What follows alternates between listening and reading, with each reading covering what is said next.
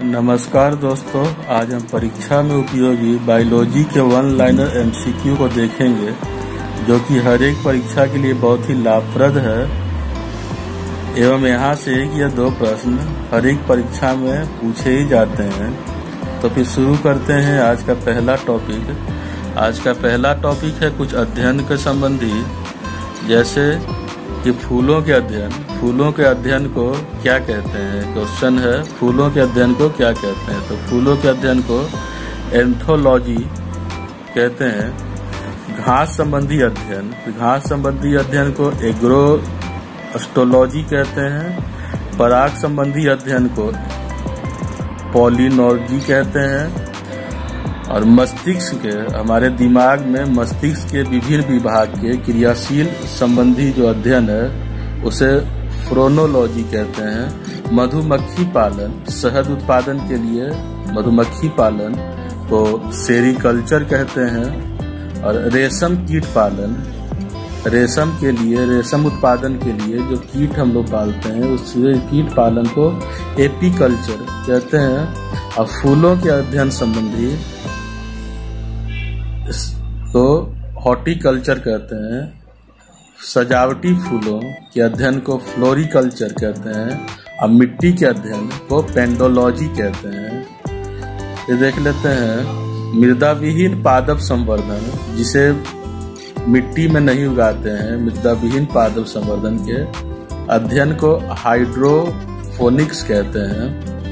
और पृथ्वी का सबसे पुराना जीव देखेंगे, पृथ्वी का सबसे पुराना जीव या प्रथम जीव कह सकते हैं पृथ्वी पे, यह है नीलहरित शैवाल सबसे पुराना है। यह हमारे धरती पे आज से नहीं, कम से कम प्री कैरेबियन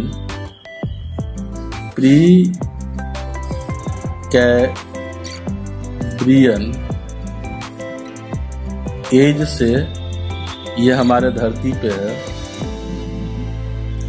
डायनासोर का युग जिसे बोलते हैं मोसोजोइक युग, डायनासोर का युग हमारे पृथ्वी पर डायनासोर मोसोजोइक युग क्रिटेशियस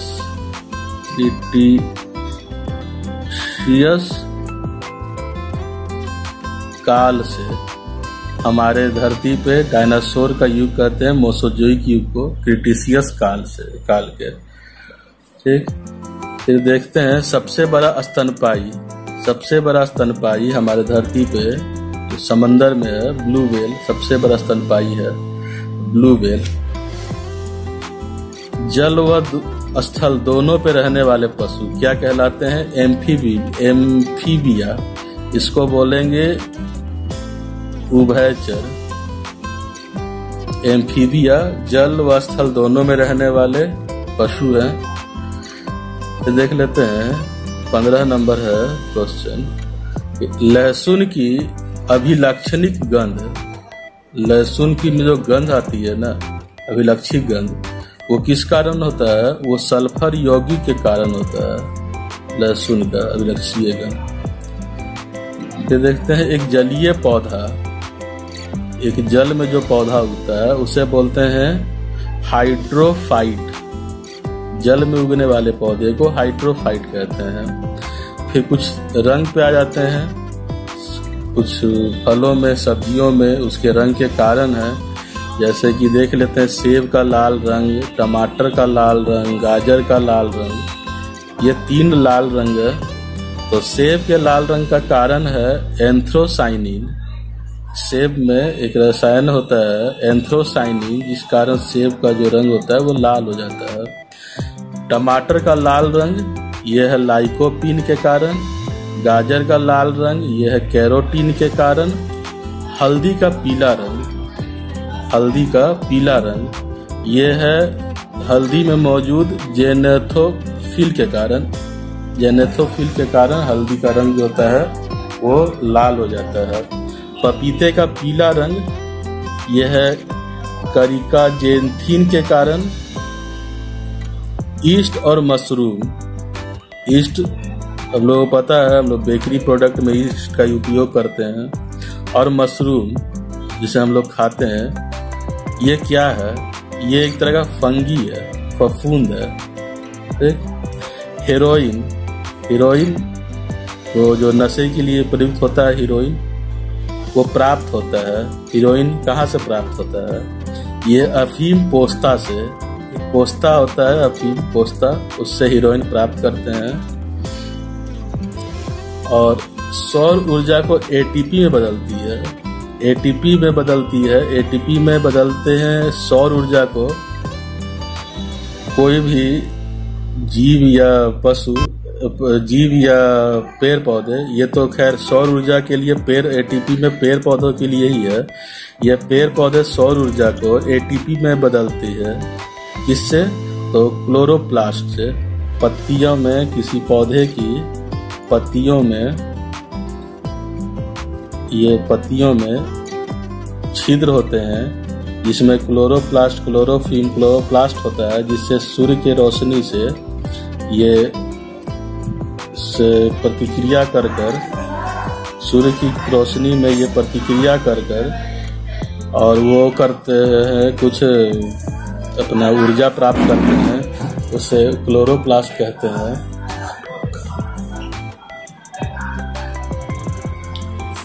अब देखते हैं गुणसूत्र। मानव शरीर में गुणसूत्र की संख्या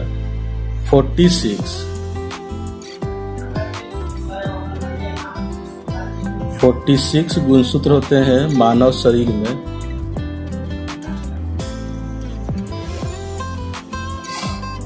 और देख लेते हैं आगे कुछ और प्रश्न है। कुछ प्रश्न और है, जैसे कि और लिंग गुणसूत्र नहीं होता है, किसमें लिंग गुणसूत्र नहीं होता है? तो वो है छिपकली, जिसमें किसी प्रकार का गुणसूत्र नहीं, लिंग गुणसूत्र नहीं पाया जाता है। छिपकली पे गुणसूत्र नहीं पाया जाता है। जैव कोशिकाओं का पावर हाउस, इसको बोलते हैं माइक्रोकांड्रिया। जैव कोशिकाओं का पावर हाउस। ये कोशिकाएं हैं, कोशिकाएं में कुछ वो पदार्थ होते हैं, कुछ माइक्रोकांड्रिया होता है, कुछ गोल्जी बॉय होता है, कुछ होता है। तो माइक्रोकांड्रिया पावर हाउस है।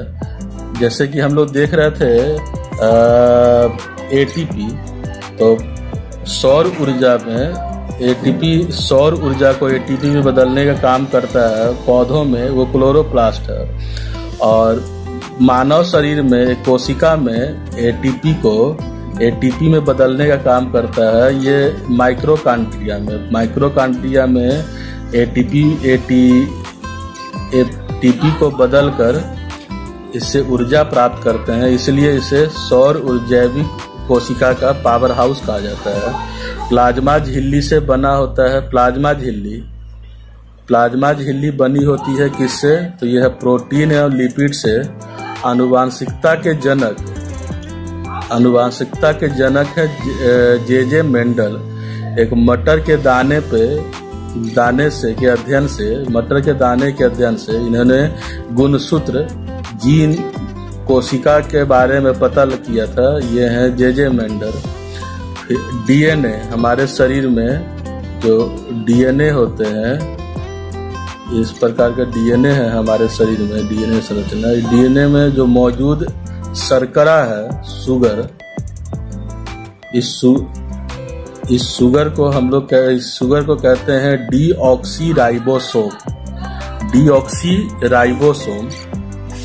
फिर देख लेते हैं जैविक उर्वरक जो है वो एजोला को कहते हैं, जैविक उर्वरक। और एजोला क्या है? एजोला जो है जलीय फर्न है। ये जल में उगने वाला, पानी में उगने वाला एक तरह का फर्न है, शैवाल है, जिसे एजोला कहते हैं। और ये एक जैविक उर्वरक है। फिर देखते खरपतवार नाशी। खेतों में जो पौधे हम लोग लगाते हैं, उसमें पौधों के साथ ढेर सारे खरपतवार उग जाते हैं। तो उस खरपतवार को हटाने के लिए उसमें कुछ उर्वरक कुछ क्या उसे बोलेंगे, उसका उपयोग करते हैं, उर्वरक का उपयोग करते हैं, कुछ खरपतवारनाशी का उपयोग करते हैं, जिसे 2HD कहते हैं। 2HD खरपतवारनाशी है। मानव शरीर में अधिकतम मात्रा में पाया जाता है। हमारा मानव शरीर में अधिकतम मात्रा में कैल्शियम पाया जाता है। हम लोग ऐसे देखेंगे कि पूरे शरीर में जो जितनी भी हमारे शरीर में जो हड्डियां हैं उनका निर्माण कैल्शियम से ही होता है। तो सबसे ज्यादा हमारे शरीर में जो पाया जाता है अधिकतम वो कैल्शियम है। मानव कंकाल में हड्डियों की संख्या 206। वयस्क मानव कंकाल में हड्डियों की संख्या जो है वो है 206। अगर ये शिशु में बात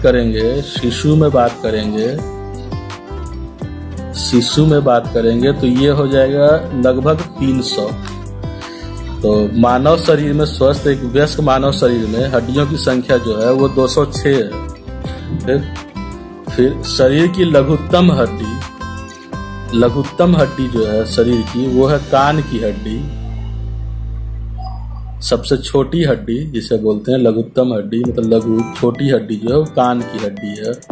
ठीक, मानव शरीर की सबसे बड़ी हड्डी जो है, मानव शरीर की सबसे बड़ी हड्डी फीमर है। वो जांग की हड्डी है। फीमर हड्डी सबसे बड़ी हड्डी है। मनुष्य की खोपड़ी में अस्थियों की संख्या 28 होती है। पैर की हड्डी ठोस होती है। ये देखिएगा, इंसानों के पैरों की हड्डियां जो होती है वो ठोस होती है। एक क्वेश्चन और है कि किसकी हड्डी जो है वो खोखली होती है? कौन से जीव की हड्डी खोखली होती है? तो पक्षी है। पक्षी की हड्डी जो होती है ना वो खोखली होती है। क्यों खोखली होती है? क्योंकि वजन उससे कम होता है, उसे उड़ने में मदद करता है, इसलिए उसकी हड्डियां जो होती है खोखली होती है। घाव भरने में सहायक विटामिन कौन से विटामिन है जो सहायक होता है घाव भरने में? विटामिन सी जो है वो घाव भरने में सहायक होता है। और विटामिन सी का सबसे उत्तम स्रोत है आंवला। तो विटामिन सी का रासायनिक नाम क्या बोलते हैं इसको? साइट्रिक अम्ल। Vitamin C. तो आंवला उसका उत्तम स्रोत है विटामिन सी का। और रक्त में थक्का बनाने वाला विटामिन, एक विटामिन है जो रक्त में थक्का बनाता है, वो है विटामिन के। इसकी कमी के कारण रक्त में थक्का नहीं बन जमता है। अगर चोट लग जाए तो वो घाव नहीं भरेगा, वो खून जो है, ब्लड जो है ना वो बहता रहेगा। तो ये एक आनुवांशिक बीमारी है विटामिन के, और ये रक्त में थक्का बनने में सहायक। सूर्य की रोशनी से कौन सा विटामिन प्राप्त करते हैं? ये सभी जानते हैं, सूर्य की रोशनी से विटामिन डी प्राप्त करते हैं। मानव शरीर में विटामिन ए संचरित रहता है। विटामिन ए जो है वो मानव शरीर में कहाँ संचरित रहता है? वो जमा रहता है यकृत में। जल में घुलनशील विटामिन बी और सी। विटामिन बी और सी ये है जल में घुलनशील। और एक आते हैं वसा में घुलनशील। दो तरह का विटामिन पाया जाता है, एक तो है जल में घुलनशील और एक है वसा में घुलनशील। तो वसा में घुलनशील विटामिन जो है वो है विटामिन के, vitamin E, vitamin D, vitamin A. इसको ट्रिक रख लेंगे कीड़ा, KEDA, कीड़ा। जो कीड़ा होता है वो वसा में घुलनशील है, और जो VC है इसे भी कुछ ट्रिक बना लेंगे। VC ये जल में घुलनशील विटामिन है। समझ गए हम लोग, जल में विटामिन घुलनशील और वसा में विटामिन घुलनशील विटामिन। फिर आगे देखते हैं, शरीर में अम्लीय तथा क्षारीयता के बीच जो तत्व संतुलन बनाए रखता है उसे बोलते हैं फास्फोरस। लौह का अंश सबसे अधिक पाया जाता है हरी सब्जियों में, और लौह की कमी के कारण होने वाला रोग है एनीमिया, अरक्तता। दूध का सफेद रंग का कारण है कैसीन। कैसीन जो है वो दूध के सफेद रंग का कारण है। और दूध का दही में परिवर्तन होना एक भौतिक क्रिया है जिसे जो होता है बैक्टीरिया के द्वारा दूध जो है वो दही में परिवर्तित हो जाती है। देख लेते हैं आगे। विटामिन ए का प्राकृतिक स्रोत नहीं है। ये पूछा है कौन सा पदार्थ है, तत्व है जो विटामिन ए का प्राकृतिक स्रोत नहीं है। तो नहीं है दूध। फिर एक है अलसी। अलसी प्रचुर स्रोत है किस विटामिन का? तो यह है ओमेगा 3 वसीय अम्ल का। ओमेगा 3 वसीय अम्ल फैटी एसिड का प्राकृतिक स्रोत है अलसी। कार्बोहाइड्रेट मुख्यतः क्या है? क्या कार्बोहाइड्रेट है? तो चावल जो है मुख्यतः कार्बोहाइड्रेट है। इसमें ज्यादा मात्रा में कार्बोहाइड्रेट पाई जाती है। ट्राइग्लिसरीन जो है उसे कहते हैं क्या? फैट कहते हैं ट्राइग्लिसरीन को। रक्त में आर्द्रता की सांद्रता में कमी आएगी तो श्वसन की गति क्या होगी? अगर हमारे ब्लड में ऑक्सीजन की कमी आ जाती है तो श्वसन की गति क्या होगी? ऑक्सीजन की कमी से ऐसे समझ लेते हैं कि एक पहाड़ है, इस पहाड़ पर कोई चढ़ रहा है। अगर जैसे जैसे पहाड़ पे हम ऊपर जाएंगे, हवा में जो ऑक्सीजन है उसकी सांद्रता कम होती जाएगी, ऑक्सीजन कम होती जाएगी। तो उससे क्या होगा कि सांस लेने की गति जो है ना वो हमारी बढ़ जाएगी। जैसे हम ऊंचाई पे जाएंगे ऑक्सीजन की कमी होगी, वैसे वैसे हमारी सांस लेने की जो दर है ना वो बढ़ जाएगी। तो क्वेश्चन था कि रक्त में ऑक्सीजन की सांद्रता में कमी आएगी तो श्वसन की गति क्या होगी? तो ये बढ़ जाएगी। समझ गए? अब देख लेते हैं। स्वस्थ मनुष्य का हृदय 1 मिनट में औसत धड़कता है कितनी बार? तो मनुष्य का शरीर जो है वो 1 मिनट में औसतन धड़कता है 72 बार। 72 टाइम्स जो है ना वो 1 मिनट में धड़कता है। ठीक, आगे देख लेते हैं। समान व्यक्ति के रक्त का पीएच मान जो है एक व्यक्ति के शरीर का 7.5 है। पीएच मान हम लोग नापते हैं 7। इससे इधर जाएंगे 7, 8, 9, 10। तो पीएच जो होती है ना वो उसका जो लक्षण जो होगा वो क्षारीय होता चला जाएगा। और इससे इधर आएंगे तो ये इसका जो है ना ये अम्लीय होता चला जाएगा। समझ गए? तो पीएच मान है 7.4 है, 7.4 है। तो ये क्षारीय होगा मनुष्य के रक्त का पीएच मान। आगे देख लेते हैं। कशेरुका रज्जु जिसे कहते हैं स्पाइनल कॉर्ड। कशेरुका रज्जु में जोड़ियां तंत्रिका तंत्र होती है। स्पाइनल कॉर्ड में 31 जोड़ी जो होती है ना वो तंत्रिका तंत्र होती है स्पाइनल कॉर्ड में। देख लेते हैं। मनुष्य के लौह का अंश सबसे अधिक पाया जाता है हरी सब्जियों में, और लौह की कमी के कारण होने वाला रोग है एनीमिया, अरक्तता। दूध के सफेद रंग का कारण है कैसीन। कैसीन जो है वो दूध के सफेद रंग का कारण है। और दूध का दही में परिवर्तन होना एक भौतिक क्रिया है जिसे जो होता है बैक्टीरिया के द्वारा। बैक्टीरिया के द्वारा दूध जो है वो दही में परिवर्तित हो जाती है। देख लेते हैं आगे। विटामिन ए का प्राकृतिक स्रोत नहीं है। ये पूछा है कौन सा पदार्थ है, तत्व है जो विटामिन ए का प्राकृतिक स्रोत नहीं है। तो नहीं है दूध। फिर एक है अलसी। अलसी प्रचुर स्रोत है किस विटामिन का? तो ये है ओमेगा 3 वसीय अम्ल का।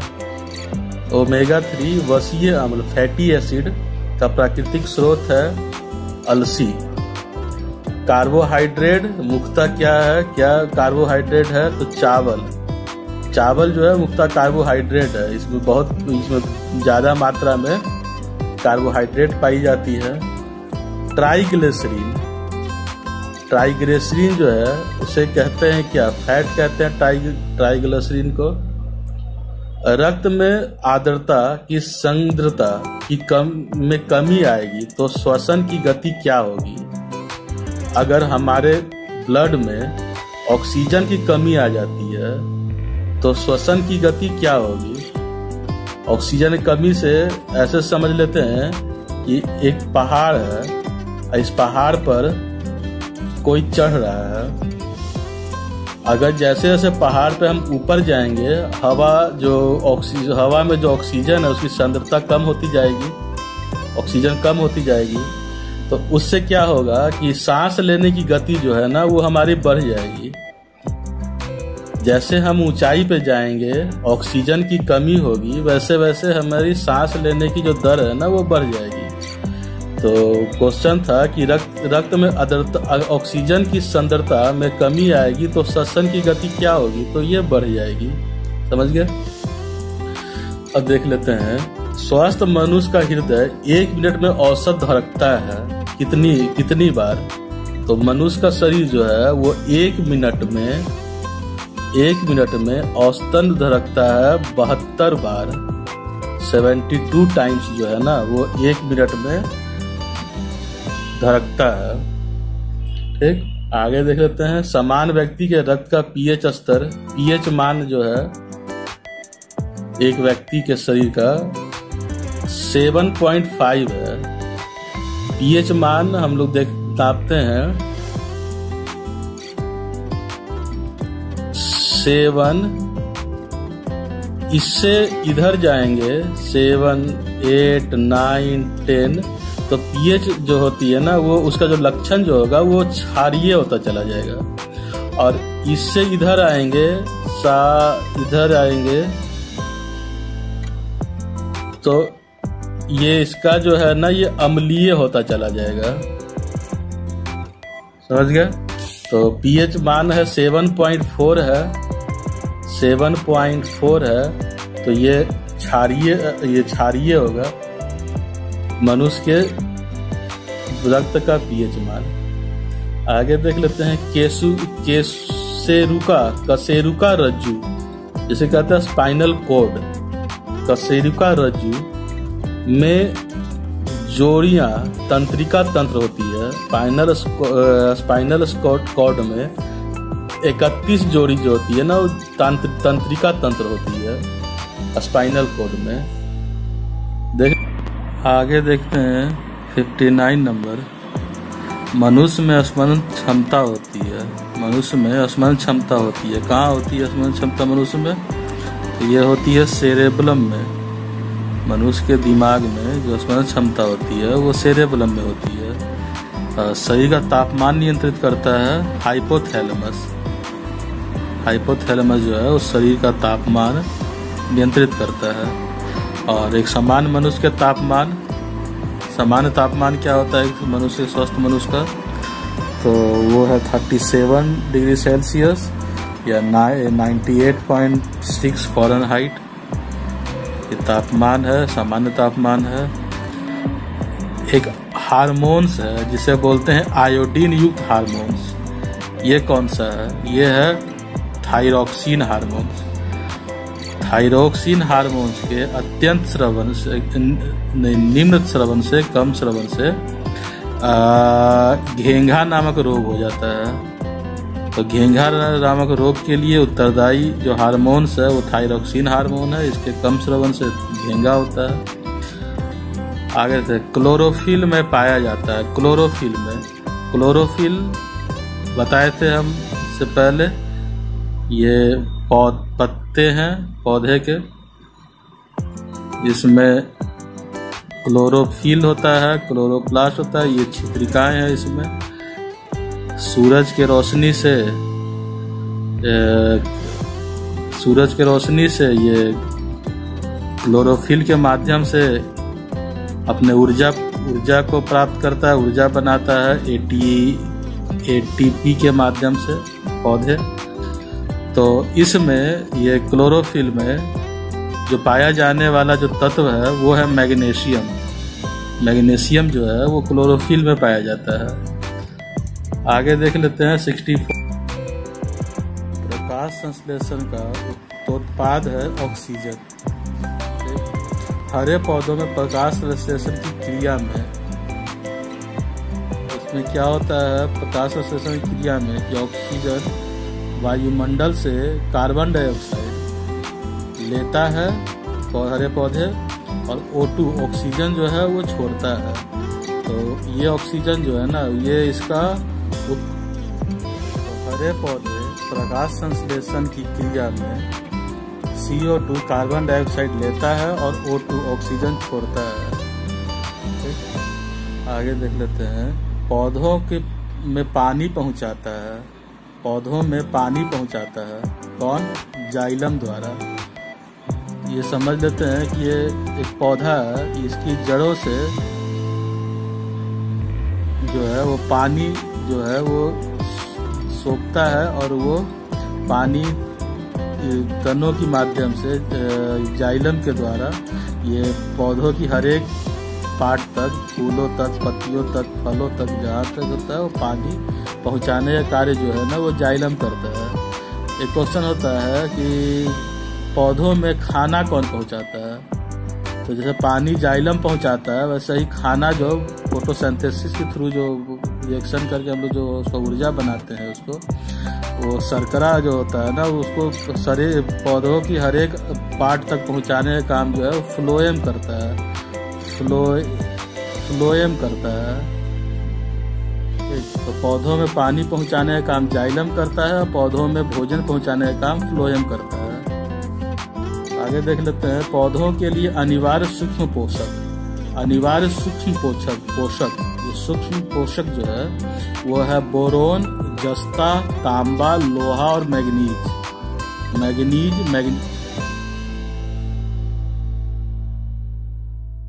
और इसके बाद लोहा, तांबा, जस्ता, बोरोन, ये सभी जो है वो पौधों के लिए अति सूक्ष्म पोषक है।